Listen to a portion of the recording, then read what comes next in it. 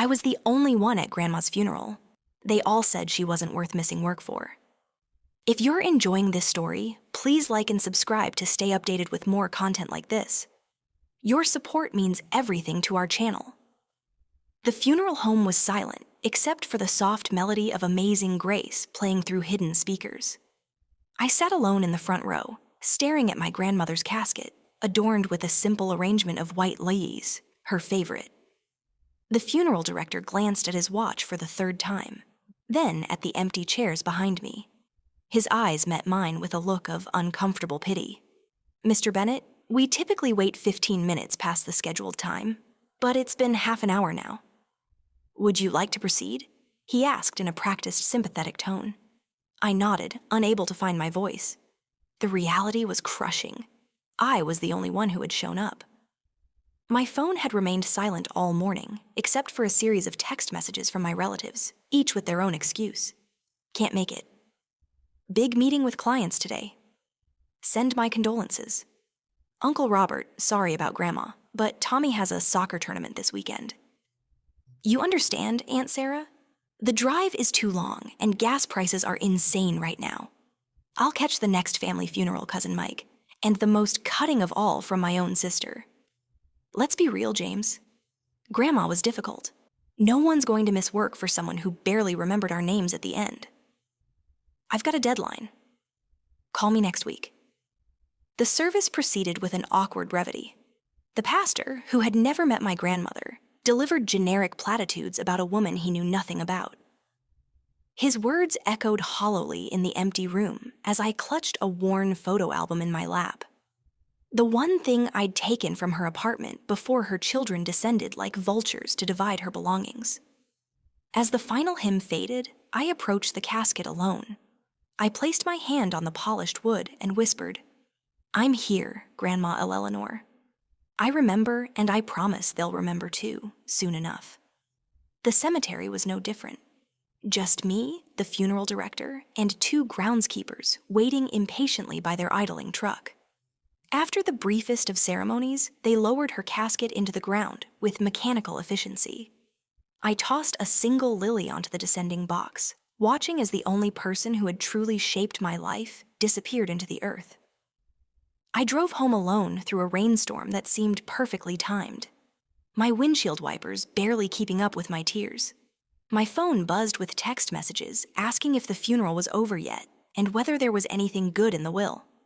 That night, I opened my laptop and began documenting everything I knew about the family fortune that none of them realized existed. The inheritance they had all dismissed, along with the woman they couldn't be bothered to honor for a single day. They would all remember Grandma Eleanor very soon. I grew up as the forgotten child in a family obsessed with status and success. My father was a high-powered attorney who rarely came home before midnight. And my mother was too busy with charity galas and social climbing to notice my existence. My sister Jessica quickly learned that achievement was the only currency our parents valued. So she threw herself into becoming the perfect daughter.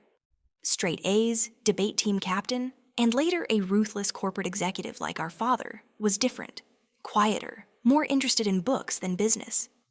My parents saw this as weakness, but Grandma Eleanor saw it as strength. Every summer from age 8 until I left for college, I was sent to stay with her in her modest farmhouse in rural Vermont. My parents presented it as a punishment. Maybe manual labor will straighten him out, but those summers were my salvation. Grandma Eleanor had been a professor of literature before retiring to tend her gardens and beehives. Her farmhouse walls were lined with thousands of books, and her mind was sharper than anyone I'd ever known. While my cousins and sister pied my banishment, I was receiving an education more valuable than anything their prestigious summer programs could offer. "People are temporary, James," she would tell me as we tended her vegetable garden. "But land is forever, and knowledge, that's the only true inheritance." She taught me how to grow food from seed, how to repair rather than replace, and how to see beauty in the rhythms of nature. In the evenings, we would sit on her porch, and she would read aloud from Thoreau Whitman and her favorite, Mary Oliver. Then she would ask questions that made me think deeply about what we'd read. When I struggled with math in school, she taught me through carpentry, measuring twice, calculating angles, understanding proportion and balance. When I was bullied for being, she showed me that standing apart from the crowd was something to cherish, not fear. Your family values only what can be counted, James. She once told me after my father had bearded me for bringing home a B+, while Jessica was celebrated for her perfect report card. But the most important things in life cannot be counted at all. As I grew older, I noticed how my family treated her. They would visit rarely, usually when they needed something. They called her eccentric and difficult when she refused to conform to their materialistic values. They rolled their eyes when she spoke of sustainability or quoted poetry instead of stock prices. At family gatherings, they would talk around her, not to her. When she offered wisdom from her decades of experience, they would exchange knowing glances as if age had made her foolish rather than wise. What they didn't know, what they never bothered to learn, was that Grandma Eleanor had been quietly brilliant with her finances. While living simply, she had invested early in sustainable technology companies long before they became trendy. Her eccentric interest in organic farming had led her to purchase shares in what became the largest organic food producer in the country. The land they mocked her for tending had quadrupled in value as the surrounding area developed.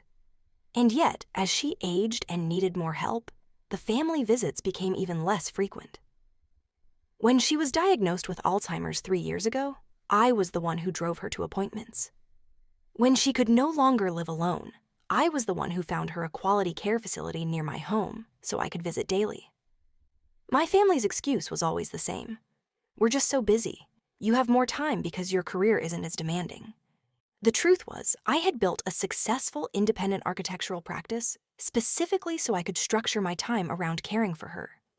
I had designed my life with values she had taught me, prioritizing what mattered most.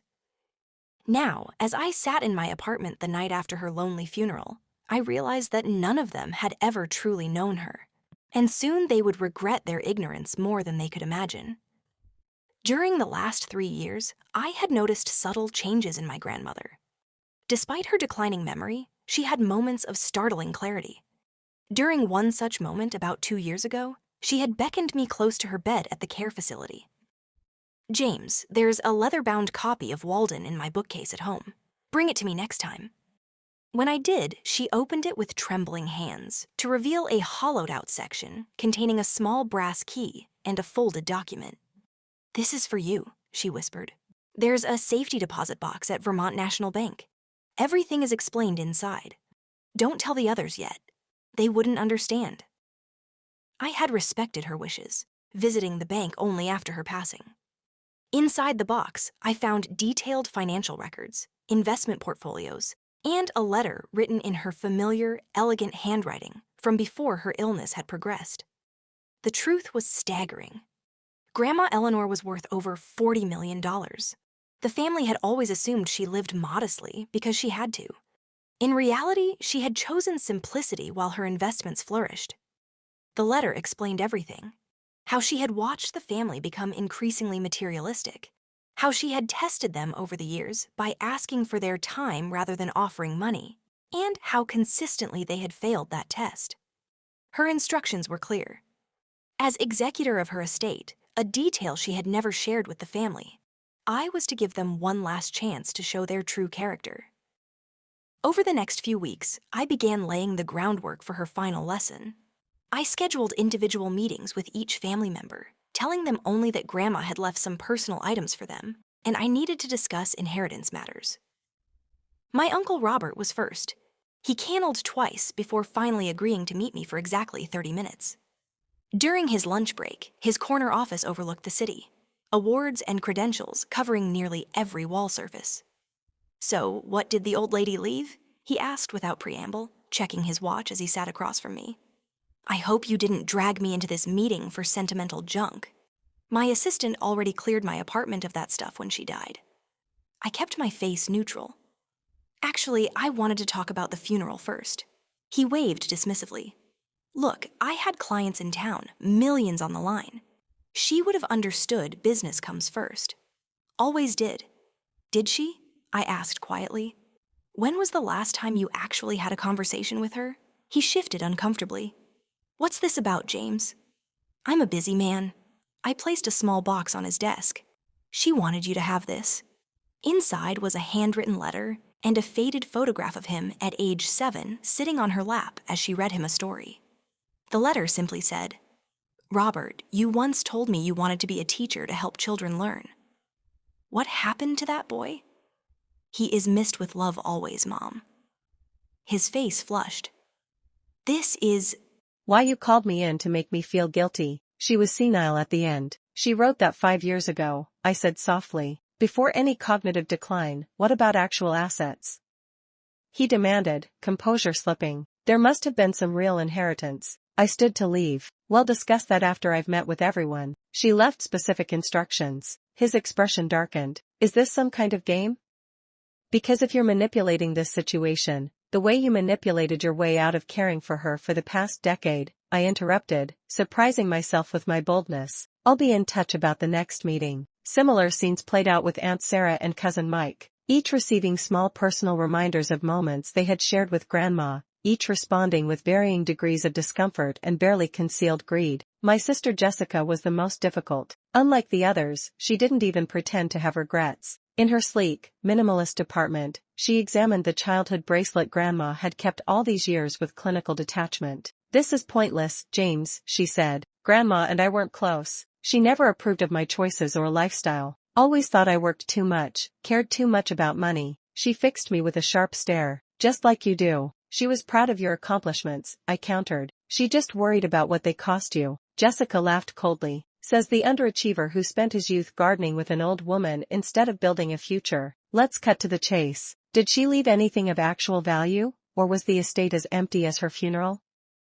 The words stung, but I maintained my composure. "There will be a family meeting this Saturday at her farmhouse. Everyone needs to be there." "I have plans." "Cancel them," I said firmly. "This is your final opportunity to honor her wishes. If you choose not to come, you forfeit any claim to what she left behind." She narrowed her eyes. "So, there is something worth having." I simps. "So, there is something worth." Ly smiled and left knowing she would be there. They all would. The following Saturday, I arrived at Grandma's farmhouse early. The property looked beautiful in the summer light, her garden still thriving thanks to the local teenager I had hired to maintain them after she moved to the care facility. The old place had good bones, as she used to say. One by one, they arrived. Uncle Robert in his luxury SUV, Aunt Sarah and her husband in their immaculate sedan, Cousin Mike begrudgingly carpooling with them. Jessica was last, pulling up in her sports car, sunglasses firmly in place, even though clouds had moved in. They gathered awkwardly in the living room. No one quite sure how to interact in this space so full of memories they'd chosen to ignore. Family photos lined the walls. Holidays, birthdays, graduations, moments where they had briefly performed familial duty before returning to their separate lives.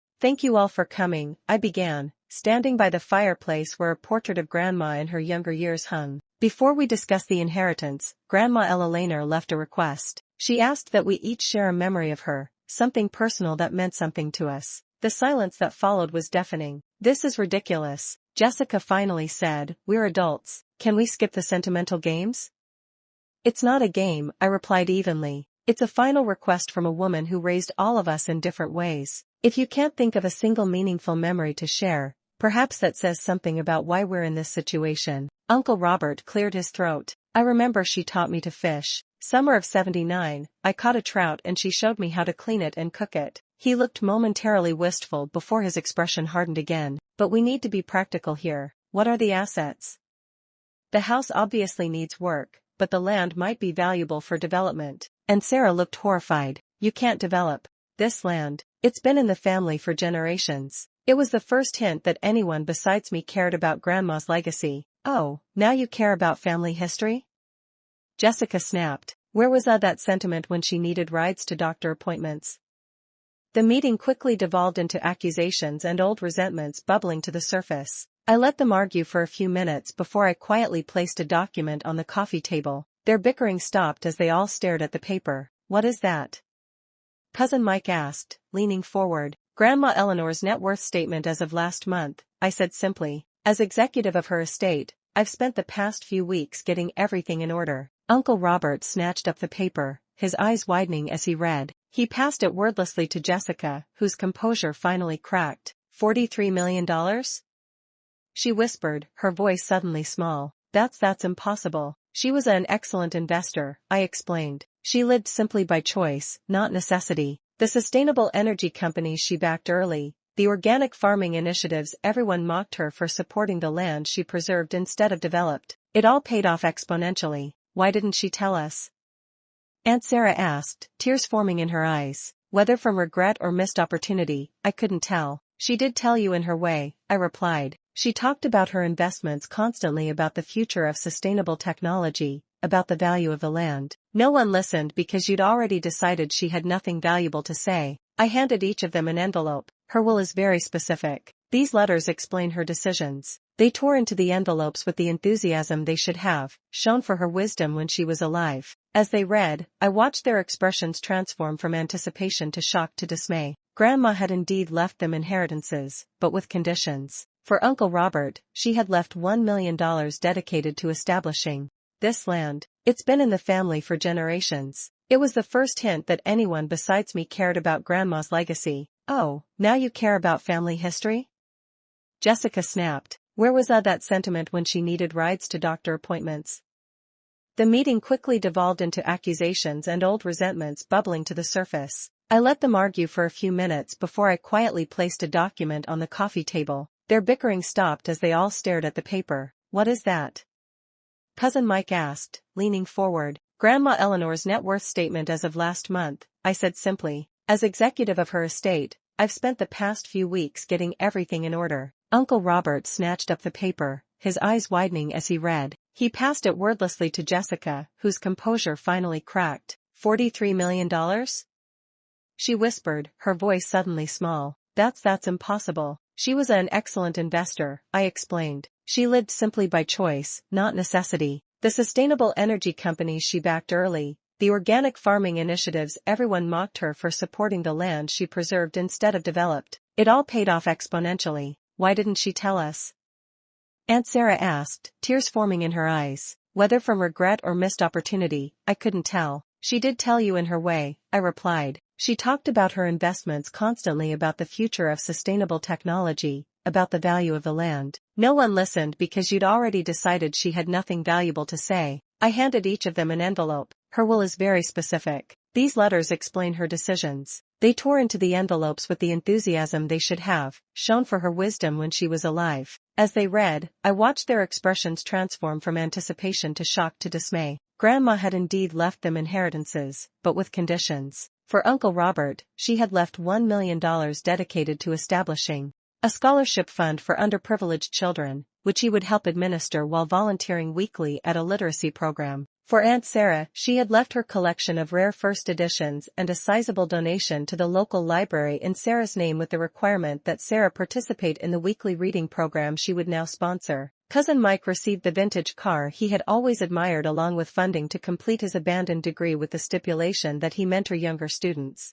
And for Jessica, perhaps the most pointed legacy, shares in an ethical investment fund worth several million, which would remain in trust until she completed a year of weekly volunteer work at the elder care facility where Grandma had spent her final years. This is manipulative and possibly not even legal, Jessica said, her voice shaking. She can't control us from the grave. The will has been reviewed by 3 separate law firms, I replied calmly. It's ironclad. You can contest it, of course, but the alternative is clearly stated. They all turned to the second page of their letters where the same paragraph appeared. If you choose not to accept these terms, your portion will be added to the community foundation being established in my name, which will support the causes I valued throughout my life. The choice is yours, to receive your inheritance while growing as a person, or to reject both. And what about you? Uncle Robert demanded. What did you get for being her favorite? I looked around at the beloved farmhouse, at the land that had given me sanctuary throughout my youth. This place, I said simply, and the joy of seeing her legacy honored properly. I let them sit with that for a moment before continuing. There's one more thing she wanted you to see. I opened my laptop and played a video recording from 6 months ago, one of Grandma's lucid days. Her face appeared on screen, thin but smiling, her eyes still bright with intelligence. My dear family, she began. If you're watching this, then I've passed on, and James is carrying out my wishes. I want you to know that I loved each of you deeply, even when you couldn't find time for me. Money has never been what matters most in life, though I suspect by now you've learned I had more of it than you thought. She paused to adjust her glasses, a gesture so familiar it made my throat tighten. What matters is how we treat each other when there seems to be nothing to gain. James was the only one who passed that test consistently. He gave me his time when I had nothing to offer but my company. The rest of you, she sighed deeply, you chose differently, but I believe in second chances.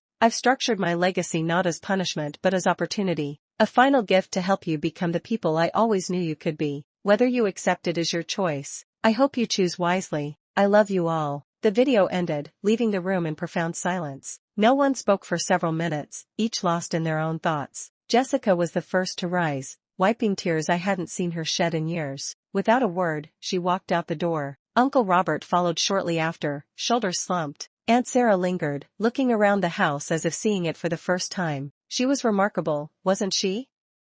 She said quietly, we really missed it. Yes, I agreed, but she gave you a chance to see it now. Over the following months, transformations occurred that I wouldn't have believed possible. Jessica began her volunteer work reluctantly at first, then with growing engagement. During our monthly check-ins, she shared stories of the elderly residents she was getting to know, admitting that many reminded her of Grandma. Uncle Robert threw himself into the scholarship program with unexpected enthusiasm, his business acumen actually proving valuable in maximizing its impact. Aunt Sarah discovered a passion for literature that had been dormant since college, and Cousin Mike finally completed his education. As for me, I renovated the farmhouse, keeping its character while making it more sustainable. I expanded the gardens and opened them to community education programs. I continued my architectural practice, but now with a focus on green building and affordable housing, combining my skills with Grandma's values. 1 year after the funeral, we gathered again at the farmhouse,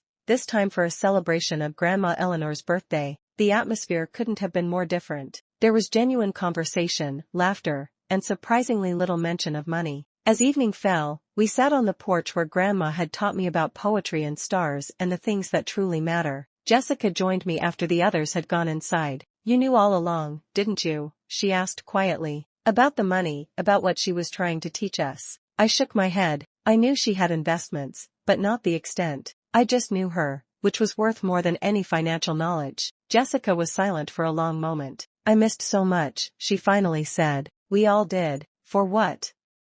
A few more hours at the office, a few more deals, a little more status. But you're here now, I reminded her. That would have mattered most to her. Above us, the stars emerged in the clear Vermont sky. The same stars Grandma had named for me during those precious childhood summers. I thought of her final journal entry, which I'd found among her papers. My greatest assets were never in the bank. They were in the garden, in the books, in the quiet moments with those I loved. James understood. I hope someday the others will too. They finally did, Grandma. But I was still the only one at your funeral, and I'll never forget that. Thank you for taking the time to read this story. If you enjoyed it, please hit the like button, subscribe to our channel, and share with others who might appreciate these emotional journeys. Your engagement helps us create more content like this. Remember, family is precious. Cherish the time you have with loved ones before it's too late.